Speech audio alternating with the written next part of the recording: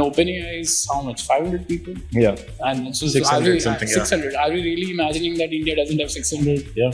similar talented people? I refuse to believe that. Yeah. So Deepseek is like the Jamwant for India. He reminded India that we actually have the powers to build something. There is so much of technology and code has so much of leverage that in fact even a 10% team can produce a SOTA model. The constraints that we have will push efficiency.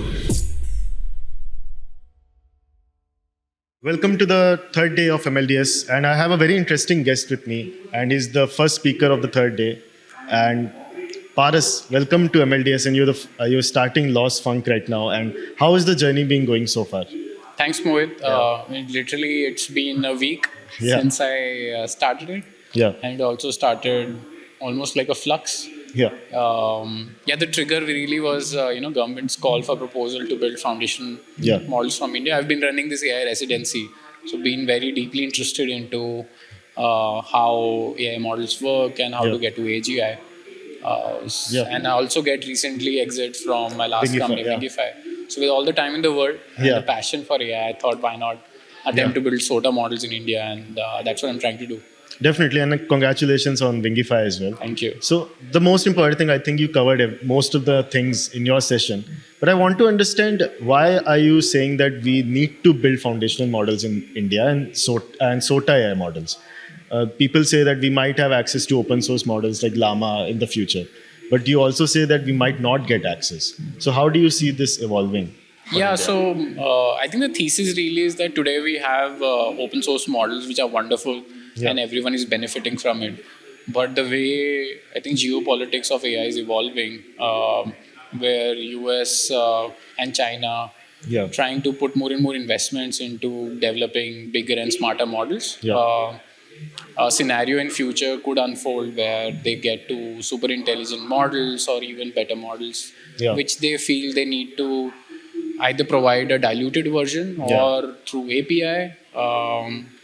And both of those conditions are not good. Through API, we don't know whether the data will be collected and what they will be doing. And if we have a diluted model, we'll be forever be consumers and be left behind. We'll not have state-of-the-art model. So the question really is not about where we are today, but where AI will be in 5 to 10 years, and whether we will have state-of-the-art which we need. I mean, the same thing happened with nuclear technology, right? Where the countries that they got there. Today, there's immense pressure for any country to not have it. And I think it's important for the sovereignty of the country. It's a national security matter. You can't be importing artificial general intelligence and artificial super intelligence. You ought to have it. Nobody else will give you that. But what do you say to this side of people? I think you also mentioned in your talk, but I don't want to take names again, who say that we shouldn't build use cases for, we should build use cases for AI instead of building foundational something from India. I think we should do both. We should do both. So use cases is what will get us a lot of value today, and by building foundation models today,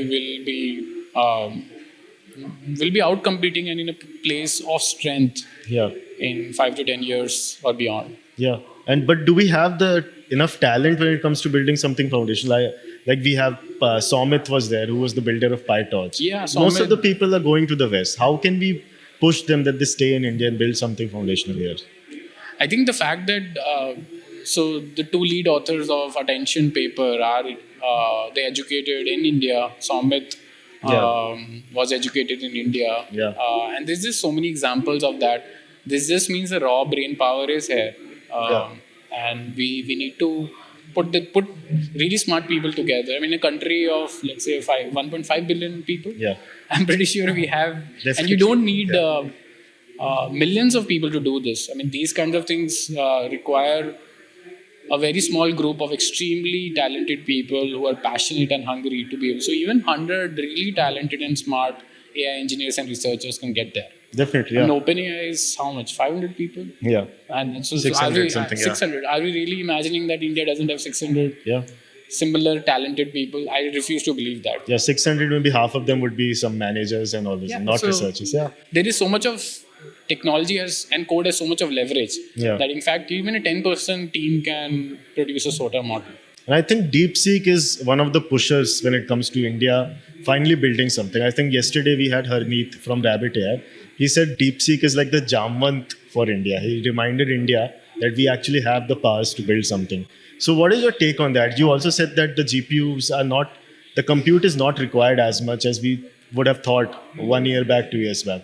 So, do you think we'll have enough SOTA models, smaller models as well? Yeah, I think compute is definitely required. Yeah. We can't build SOTA models on, let's say, CPUs or a few GPUs. Even Yeah. Deepseek, I think, has a big cluster. Yeah. But when we say you don't need enough compute, it's a matter of scale. What we Okay, are for saying, scale. we don't need probably 100,000 H100s that, let's say, XAI is Yeah. trying to build. I think If you you have all- it, that's great. But the Yeah. point is, if you don't have it, we should not just throw up our hands and say we can't build it. You can work around the constraints, and constraints truly breed creativity, as we've seen in DeepSeek paper, Yeah. where it's just full of innovations. Yeah. So the same constraints we should embrace.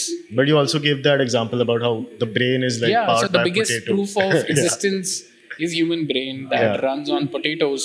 Yeah. And is highly general, can do poetry to plumbing to math, can Yeah. learn from few examples. And yeah, the case is to be made that evolution has given us a lot of priors to get there. But from an inference point of view, it runs on 20 watts. Yeah. And evolution was able to produce an efficient brain because inefficient organisms don't end up surviving. Yeah. And the same way, the constraints that we have will push efficiency. Yeah. Definitely. So We should Paras- embrace yeah. constraints instead of saying we can't build it. Yeah, definitely. So, Paras, those were all the questions I had, and I want to congratulate you as well for the thing that you're building, and I wish you the best. And I really admire the cause that you're building for in India. Thank you. So, Yeah, let's hope something good comes out of it. So, the last question is, how was your experience at MLDS? Do you think we are very well placed to building something and providing Yeah, something? I think for the events like audience? these are where people find each other, and the right people finding each other is the biggest like service you can do, Yeah, because that's how amazing teams get formed, and only teams get stuff done. yeah. You were also hounded by questions after your talk Yeah, as well. it was a very good event. So Yeah. I really enjoyed it. Thank you for inviting It's me. amazing to have you, guys. Thank you so much. Okay.